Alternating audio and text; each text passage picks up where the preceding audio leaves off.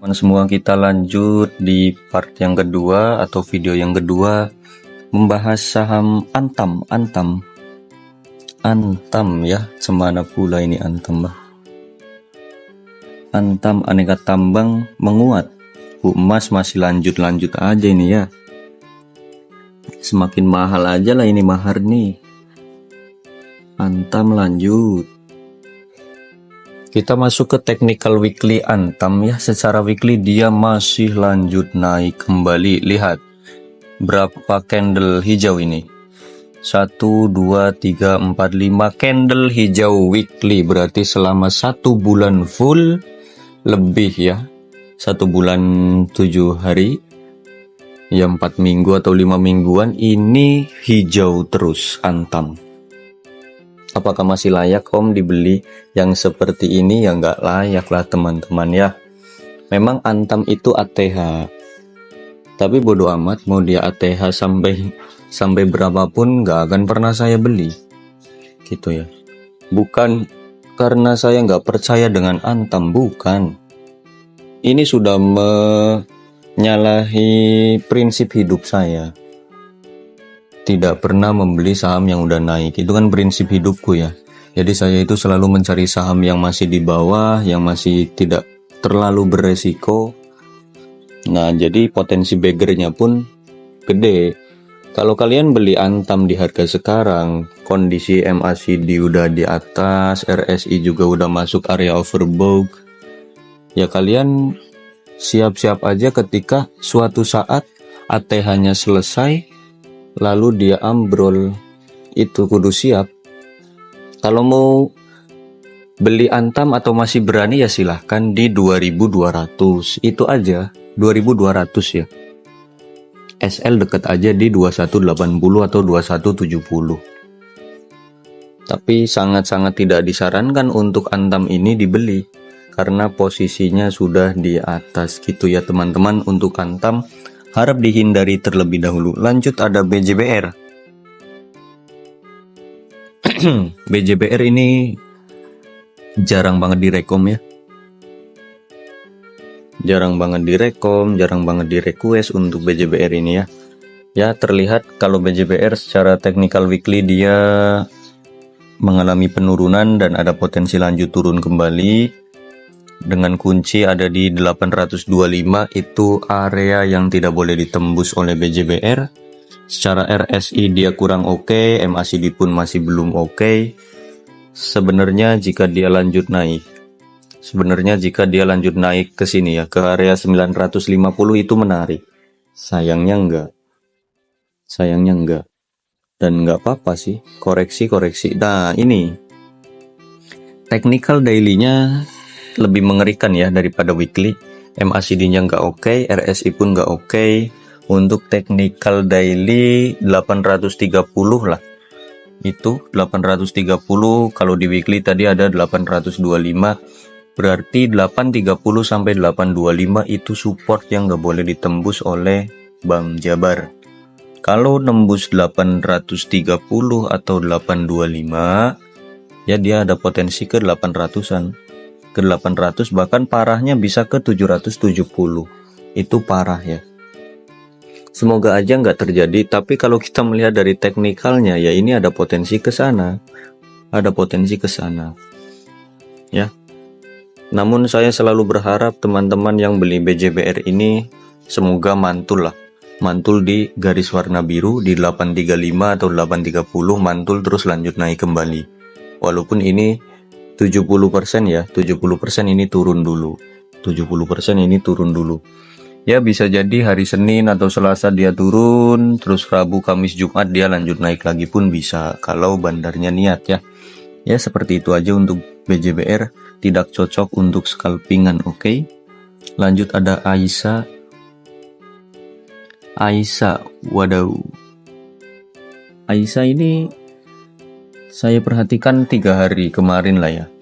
Volume lumayan oke. Entah kenapa dia rame loh 3 hari kemarin. 3 hari kemarin rame. Dan ini untuk Aisyah sudah sangat tidak disarankan untuk dibeli ya.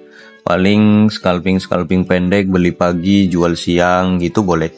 Tapi untuk di hold sampai berhari-hari udah sangat tidak memungkinkan atau sangat tidak direkomendasikan. Untuk Aisyah amannya di mana Om? Amannya tunggu di 170. Mohon maaf, di 117 atau di 100 lagi nggak apa-apa. Dari MACD dan RSI dia sudah sangat-sangat beresiko, jangan dibeli. Kalau kita melihat dari weekly-nya, Aisyah memang masih ada potensi lanjut naik kembali ke harga 150, tapi itu target mingguan ya. Dan tidak akan langsung hari Senin ke 150, enggak. Paling hari Senin, Selasa, Rabu 3 hari atau 2 hari dia koreksi dulu. Setelah koreksi selesai, dia bikin ancang-ancang untuk lanjut naik kembali gitu. Karena weekly-nya masih oke, masih punya target ke 150. Namun daily-nya ini mengerikan ya. Jadi buat teman-teman yang mau nyoba swing di Aisyah dengan analisa weekly, ya tunggu di 120 atau 115, itu boleh. Tunggu di situ ya. Sambil nunggu MACD dan RSI daily-nya dia menarik kembali. Untuk saat ini masih beresiko. Untuk Aisyah jangan dibeli dahulu. Lanjut ada Live. Live ini ya masih minim volume ya. Untuk live-nya masih minim volume. Untuk live secara teknikal daily dia sebenarnya lagi akumulasi ini ya. Fase sideways itu fase yang terbaik untuk teman-teman cicil ikutan akumulasi. Secara MACD dan RSI dia sudah aman, tinggal nunggu waktunya saja. Ini tinggal nunggu waktunya saja untuk terbang ya. Target terdekat dia bisa ke 150 langsung pun bisa kalau sudah waktunya ini. Secara teknikal daily, live-nya menarik. Namun apa? Kita melihat di weekly-nya dia. Daily-nya oke, sideways dan sudah masuk fase akumulasi, tapi weekly-nya belum ya. Weekly-nya belum. Jadi weekly-nya ini lagi bikin support kuat dulu, lagi bikin sideways juga. Tinggal nunggu mau berapa lama ini dia sideways. Gitu aja sih untuk live ya. Live kalau dari weekly dia targetnya jauh, bisa ke 190 bahkan ke 200. Tapi untuk daily dia ke 150 dulu, terus 180, 190 sampai 200. Ya kalian mau sabar apa enggak? Ini fase sideways itu memang fase yang paling membosankan ya.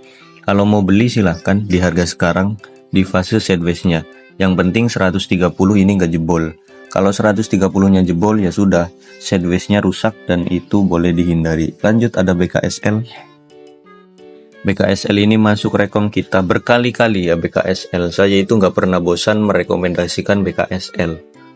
Karena apa? Beberapa tahun sekarang itu BKSL cukup membaik ya, keuangannya, kinerjanya juga cukup baik. Namun untuk teknikal udah nggak baik ya. Walaupun dia besok ada potensi lanjut naik kembali ke harga 110-an lah atau 5% kemudian bisa ini. Ya, candlenya ditutup dengan candle Marubozu itu bagus. Dan kalau kita melihat dari MACD dan RSI-nya BKSL ini sudah sangat berbahaya. Besok ada potensi naik tapi teman-teman nggak boleh beli ya. Teman-teman nggak boleh beli. Lihat weekly-nya udah di atas, daily-nya juga di atas. Gini. Polanya BKSL gini, set naik, turun. Nah, kalian tunggu ketika dia turun lagi. Berarti di mana Om? Di sekitar 80-an lagi atau di 90 lah. 90, 80 atau 70 itu malah lebih oke ya. Gitu ya. Tunggu pola seperti ini terulang kembali. Gitu ya. Jadi ketika dia turun koreksi, lanjut naik lagi, turun koreksi, lanjut naik lagi. Gitu. Ini polanya seperti itu untuk BKSL ya. Ya tunggu saja, tunggu. Jangan dibeli dulu kalau seperti ini ya teman-teman. Tuh kan kini polanya kan set naik, nanti turun lagi. Di mana? Ya di sekitar 80-an berarti kan. 80-an atau di 70-an. Itu boleh. RSI dan MACD-nya BKSL sudah mengerikan ya, harap dihindari terlebih dahulu. Lanjut ada Inco Vale Indonesia, mantap. Ini pernah di 5 ribuan padahal. Wah kan. Pernah di 5.000 sekarang di 2.400. Ada apa dengan Vale? Kenapa sih Vale ini ya? Untuk Vale teknikalnya dia kurang oke ya, ada potensi turun jika dia menembus garis oranye di 2470 ya. 2470 itu garis yang tidak boleh ditembus oleh Vale, berarti kesimpulannya dia hari ini closing di support. Hati-hati, kalau dia nembus 2470 ada potensi ke 2350 sampai 2300-an untuk Vale. Secara MACD kurang oke, RSI pun kurang oke ya. Semoga aja nggak turun sih. Kalau kita melihat dari weekly-nya, dia ada potensi koreksi dulu ya. Nih, weekly-nya bagus. Koreksi dulu nih. Kemana? Ke 2370-an lah. 2370 sampai 2350 itu area yang oke lah untuk kalian beli. 2370, 2350, SL-nya di 2300 boleh. Target TP ke 2500. Jadi ini target mingguan Inco ya. Buat teman-teman yang suka Inco ya silakan. Patokannya pakai weekly. Daily-nya dia turun dulu tapi ya, koreksi sehat dulu. Oke. Seperti itu untuk Inco, area belinya tadi. Lanjut ada mesin. Apakah mesinnya masih turun? Turun mesin. Aduh, ini netral-netral saja untuk MSIN ya. Semoga holdernya sabar. Untuk MSIN secara weekly dia masih tertahan ya, masih punya support di 450-an lah. Itu 450-an support yang nggak boleh ditembus, support weekly ini. Jadi penting juga itu nggak boleh ditembus. Untuk weekly-nya ini masih kurang oke, MACD belum oke, RSI juga belum oke, ya kan? Tuh masih kurang oke ya. Supportnya ditembusin semua ini sama mesin ini. Yaps, kalau kita melihat dari daily-nya mesin, dia masih ketahan-ketahan aja, tinggal nunggu kapan dia mau mulai projectnya. Untuk mesin kalau dari daily ini cukup menarik ya, MACD-nya oke, RSI pun ya netral-netral aja. Kesimpulannya kalau teman-teman mau nyoba di mesin, coba area belinya dijauhkan 470 sampai 450, SL-nya di 440 atau di 430 sekalian, itu boleh.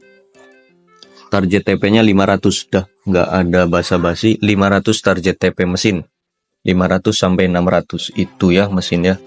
Tapi kalian harus sabar karena apa? Dia masih sideways, masih akumulasi juga itu pasti.